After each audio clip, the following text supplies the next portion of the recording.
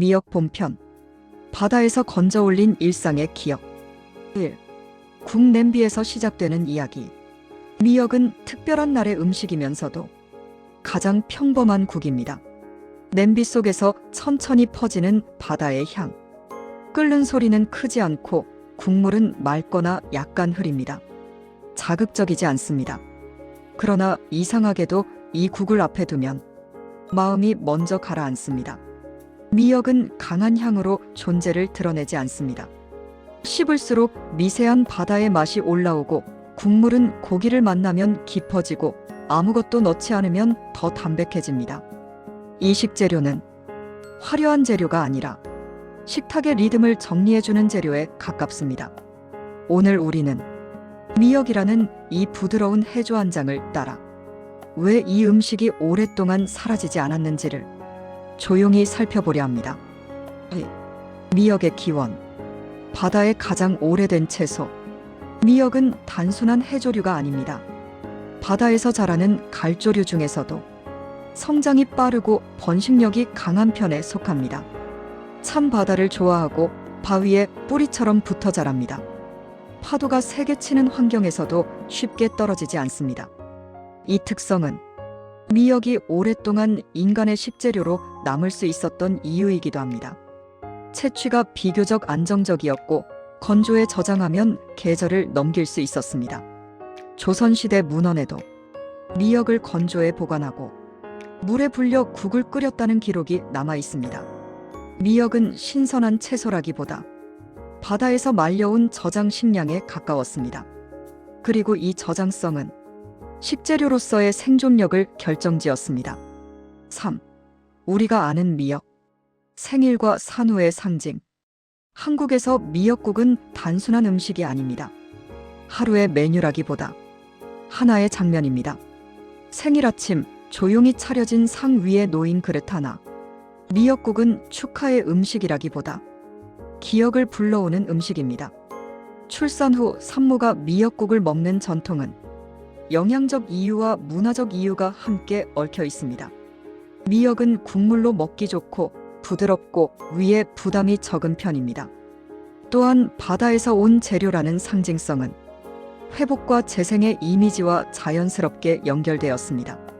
그렇게 산모의 음식이 아이의 생일 음식으로 이어졌습니다. 이 연결은 단순한 영양의 문제가 아니라 세대가 이어지는 방식이었습니다. 4. 고래와 미역. 사실과 전승 사이. 고래가 새끼를 낳고 미역을 뜯어먹는다. 이 이야기는 오래전부터 전해 내려옵니다. 바다의 가장 큰 포유류가 출산 직후 해조류를 먹는 모습을 보고 사람도 미역을 먹기 시작했다는 설명. 상징적으로는 매우 설득력이 있습니다. 바다의 어미가 바다의 식물을 먹는 장면. 이보다 더 자연스러운 그림은 없을지도 모릅니다.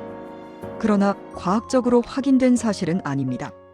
고래가 특정 해조류를 섭취하는 장면은 관찰된 적이 있지만 출산 직후 의도적으로 미역을 찾아 먹는다는 명확한 연구 결과는 없습니다. 즉, 이 이야기는 전승과 관찰이 섞인 해석일 가능성이 큽니다. 그렇다면 왜 이 이야기가 오래 남았을까요? 아마도 사람들은 자연 속에서 답을 찾고 싶어 했기 때문일 것입니다. 출산이라는 큰 사건 앞에서 바다의 생명에게서 힌트를 얻고 싶었을지도 모릅니다. 결국 미역이 산후 음식으로 자리 잡은 이유는 고래의 관찰 때문이라기보다 미역이 가진 영양 구조와 조리 방식의 편안함, 그리고 문화적 상징이 겹쳐졌기 때문일 가능성이 큽니다. 이 지점에서 우리는 알게 됩니다. 식재료의 이야기는 항상 과학만으로 이루어지지 않습니다. 전승, 기억 상징, 그리고 필요가 함께 얽혀 있습니다. 5. 미역의 영양 구조. 좋다는 말의 실제 의미. 미역이 몸에 좋다는 이야기는 오래전부터 있었습니다. 그러나 좋다는 말은 언제나 구체적일 필요가 있습니다. 미역에는 요오드가 풍부합니다. 요오드는 갑상선 호르몬 생성에 필요한 성분입니다. 이 호르몬은 우리 몸의 대사와 에너지 균형에 관여합니다. 바다에서 자라는 식재료답게 미네랄 함량이 높은 편입니다. 칼슘, 마그네슘, 철분도 포함되어 있습니다. 또한 알긴산이라는 수용성 식이섬유가 들어있어 장 운동과 관련된 기능을 돕는다고 알려져 있습니다. 하지만 여기서 중요한 것은 풍부하다는 말의 양입니다. 건미역은 수분이 제거된 상태이기 때문에 성분이 농축되어 있습니다. 많이 먹으면 요오드 섭취량이 빠르게 높아질 수 있습니다. 그래서 미역은 많이 먹을수록 좋은 식재료가 아니라 적절히 사용했을 때 제 역할을 하는 식재료에 가깝습니다. 우리가 오래 먹어온 방식은 대개 한 그릇 국에 들어가는 소량이었습니다. 그 균형 속에서 미역은 부담 없이 자리해왔습니다. 6. 요오드와 현대의 논쟁. 과잉과 결핍 사이.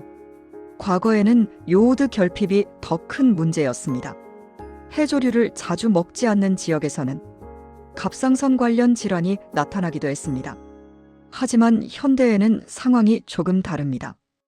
해조류 섭취가 많은 지역에서는 오히려 요오드 과다 섭취가 논의되기도 합니다. 특히 건미역, 다시마 등을 과도하게 섭취하는 경우 갑상선 기능에 영향을 줄 수 있다는 연구들이 있습니다. 그렇다고 해서 미역이 위험한 식재료라는 뜻은 아닙니다. 문제는 과도함입니다. 매일 대량으로 섭취하거나 건강식이라는 이유로 집중적으로 먹는 경우 균형이 흔들릴 수 있습니다. 전통 식단에서는 미역은 자주 등장했지만 항상 한 끼의 일부였습니다. 현대에 와서 우리는 한 가지 식재료를 집중적으로 소비하는 경향이 생겼습니다. 이 지점에서 오해가 시작됩니다.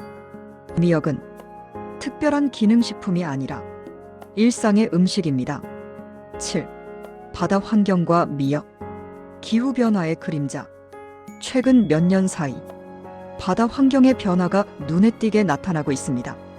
해수 온도 상승은 해조류 생장 환경에 직접적인 영향을 줍니다. 일부 지역에서는 미역 생산량이 줄어들고 갯녹음 현상으로 바위가 하얗게 변하는 모습도 관찰됩니다. 미역은 차가운 바다를 좋아합니다. 온도가 올라가면 생장에 부담이 됩니다. 반대로 다른 지역에서는 미역이 빠르게 번식해 생태계에 영향을 주는 사례도 보고됩니다. 한 지역에서는 귀한 식재료, 다른 지역에서는 관리 대상. 이 대비는 우리에게 질문을 던집니다. 우리가 먹는 식재료는 기후와 해양 생태계의 변화와 직접 연결되어 있지 않은가? 미역 한 장은 바다의 온도를 함께 품고 올라옵니다. 8. 국을 넘어 식탁 속 미역의 새로운 자리. 미역은 오랫동안 국의 재료로 기억되었습니다. 맑은 국물 속에서 조용히 풀어지는 모습이 가장 익숙한 장면입니다. 그러나 미역의 쓰임은 그보다 넓습니다. 미역줄기 볶음은 짭짤하면서도 아삭한 식감으로 밥상의 리듬을 만들어줍니다. 기름이 과하지 않아 식사 중간에 숨을 고르는 역할을 합니다. 미역 초무침은 기름진 음식 뒤에 산뜻함을 남깁니다.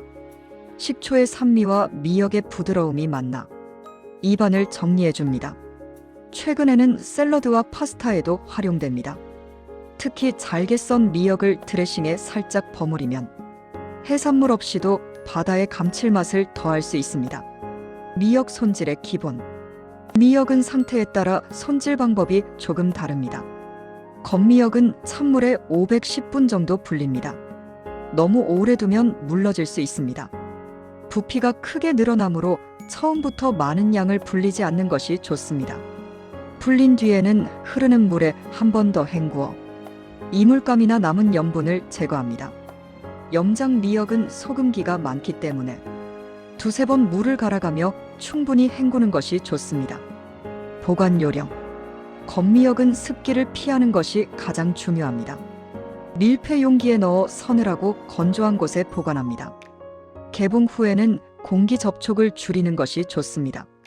불린 미역은 물기를 제거한 뒤 냉장 보관하되 가급적 1, 2일 내에 사용하는 것이 좋습니다. 오래 두면 바다 향이 약해지고 텁텁해질 수 있습니다. 소량씩 나누어 냉동 보관하면 급하게 국을 끓일 때 바로 사용할 수 있습니다. 조리 시 작은 팁. 미역국을 끓일 때는 처음에 참기름에 가볍게 볶은 뒤 물을 붓는 방식이 향을 더 또렷하게 만들어줍니다. 너무 오래 끓이면 질감이 지나치게 부드러워질 수 있습니다. 끓기 시작한 뒤에는 약불에서 천천히 맛을 우려내는 정도면 충분합니다.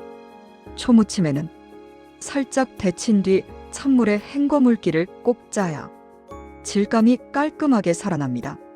미역은 손이 많이 가는 식재료가 아닙니다. 다만 작은 차이가 맛을 바꿉니다. 불리는 시간, 헹구는 횟수, 볶는 순서, 이 단순한 과정이 국물의 깊이를 결정합니다. 미역은 특별한 기술이 필요한 재료가 아니라 조금의 정성을 알아보는 재료입니다. 그래서 이 식재료는 국을 넘어가면서도 여전히 우리 식탁과 멀어지지 않습니다. 미역과 함께할 때 조심해야 할 부분, 익숙함이 만드는 방심. 미역은 오래 먹어온 음식이기에 우리는 경계를 잘 세우지 않습니다. 그러나 몇 가지는 기억해둘 필요가 있습니다. 첫째는 요오드의 농도입니다. 특히 건미역은 수분이 빠진 상태이기 때문에 같은 무게라도 영양 성분이 농축되어 있습니다. 국 한 그릇 분량은 부담이 되지 않지만 건강식이라는 이유로 반복해 대량 섭취하는 것은 바람직하지 않습니다. 둘째는 염장 미역의 나트륨입니다. 충분히 헹구지 않으면 짠맛이 남습니다. 미역이 순한 음식이라는 인식 때문에 간 조절을 놓치기 쉽습니다. 셋째는 보관 문제입니다.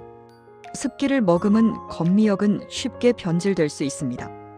바다의 향이 아니라 비릿함과 쓴맛이 올라온다면 이미 산화가 진행된 상태일 가능성이 큽니다. 미역은 위험한 음식이 아닙니다. 다만 너무 익숙하기 때문에 우리가 세심함을 놓치기 쉬운 식재료일 뿐입니다. 10. 미역과 잘 어울리는 조합. 바다의 맛을 정리하는 방식. 미역은 강한 재료와 경쟁하지 않습니다. 대신 맛을 정리합니다. 소고기와 만나면 국물의 깊이를 안정시키고 조개류와 만나면 바다의 향을 겹쳐줍니다. 두부와 함께하면 질감의 대비가 부드럽게 이어집니다. 참기름 한 방울은 향을 둥글게 묶어줍니다. 기름이 많은 음식 사이에서는 미역이 산뜻함을 만들어줍니다. 반대로 너무 담백한 음식 속에서는 미역이 감칠맛을 채워줍니다. 이 균형감은 오랜 식탁에서 자연스럽게 다듬어진 결과입니다. 미역은 맛을 크게 만들기보다 흐트러진 맛을 정리하는 재료입니다. 11. 미역이 남기는 기억. 음식이 아니라 장면. 미역은 어떤 맛으로 기억되기보다 어떤 장면으로 기억됩니다. 생일 아침에 조용한 상, 아이를 안고 누워있던 방 안의 냄비, 혹은 그저 따뜻한 국이 필요했던 어느 날 저녁. 미역은 흥분을 주지 않습니다. 대신 마음을 낮춥니다. 강한 향신료가 기억을 각인시킨다면 미역은 기억을 정리합니다. 그래서 이 식재료는 세대를 넘어 사라지지 않았는지도 모릅니다.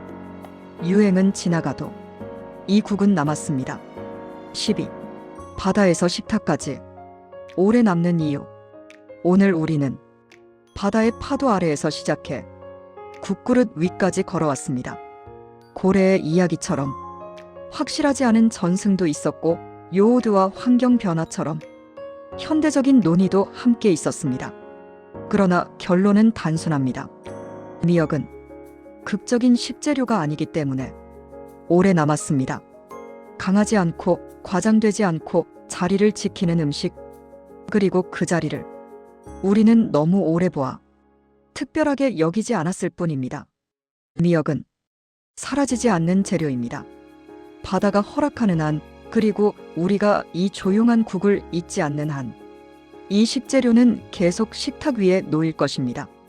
다음 여정에서도 이렇게 익숙하지만 다시 들여다볼 가치가 있는 재료를 천천히 따라가 보겠습니다.